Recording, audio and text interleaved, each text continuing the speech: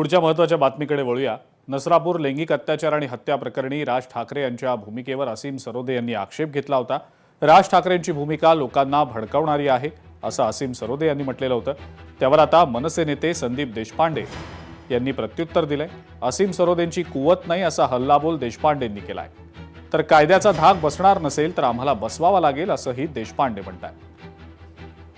केसमध्ये 101% त्या माणसाला फाशीची शिक्षा होणार हे कायदेशीर वास्तव आपण लक्षात घेतलं पाहिजे। परंतु याचा अर्थ मग राज ठाकरेंनी काही विधान करायचं, वेतन स्वरूपात विधान करून लोकांना कायदा हातात घेण्यासाठी प्रवृत्त करायचं आणि सांगायचं की या माणसाच्या हाल करून त्याला मारा, रस्त्यावर त्याला खेचून मारा, आपणच त्याला शिक्षा द्या, असं त्यांनी विधान केलेलं आहे। राज ठाकरे सारख्या जबाबदार नेत्यांनी जे वक्तव्य केलेलं आहे ते कायदा हातात घेणं, लोकांना कायदा हातात घेण्यासाठी भडकाऊ स्वरूपाचं विधान करणं हे चुकीचं आहे। याच्यातून बेकायदेशीरता वाढेल, म्हणून राज ठाकरेंना पोलिसांनी समज दिली पाहिजे की याच्यानंतर त्यांनी असे वक्तव्य करायचे नाही। जे आम्ही बोललो ते बोललो, असीम सरोदेला काय करायचं ते असीम सरोदने करा।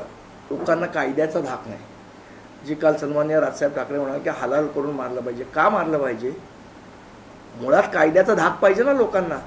जर कायद्याचा धाक लोकांना बसणार नसेल तर मग आम्हालाच आमचा धाक बसवावा लागेल। हे असीम सरोदेंसारख्या माणसाला कळणार नाही, त्यांची तेवढी कुवत नाही। नाशिकमधल्या बहुराष्ट्रीय आयटी कंपनीतील लैंगिक अत्याचार आणि धर्मांतर प्रकरण ताजं असतानाच जालन्यामध्ये एक धक्कादायक आणि गंभीर प्रकार समोर आलाय।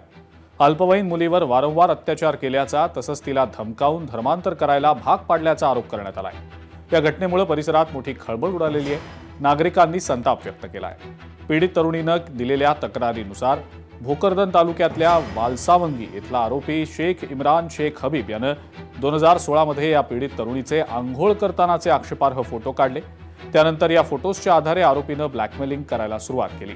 फोटो व्हायरल करण्याची धमकी देत त्यानं तिच्यावर दबाव टाकला आणि विविध ठिकाणी तिच्यावर वारंवार अत्याचार केल्याचा आरोप आहे। इतकंच नाही तर तिला मुस्लिम धर्म स्वीकारण्यासही भाग पाडत बुरखा घालायला लावला आणि मराठी उर्दू कुराण वाचायला दिल्याचं धक्कादायक प्रकार समोर आला। तक्रारीनंतर पारत पोलीस ठाण्यामध्ये मुख्य आरोपी शेख इम्रान शेख हबीब याच्यासह एकूण 4 जणांविरोधात गुन्हा दाखल करण्यात आलेला आहे। पोलीस स्टेशनला आलेली तक्रारवरून आम्ही तिथे पॉस्को आणि बलात्कारचे सेक्शन्स खाली गुन्हा दाखल केले आहेत। याच्यामध्ये मुख्य आरोपी आणि त्याचे भाऊ अटक आहेत। असे एकंदरीत 2 आरोपी आतापर्यंत अटक आहेत। पुढची तपास पार्क पोलीस स्टेशनला चालू आहे। दिलेली तक्रारमध्ये असा उल्लेख आहे की याच्यामध्ये मुस्लिमांनी हिंदू धर्माचा काहीतरी उल्लेख आहे। याच्यामध्ये आम्ही पुढची तपास करत आहोत।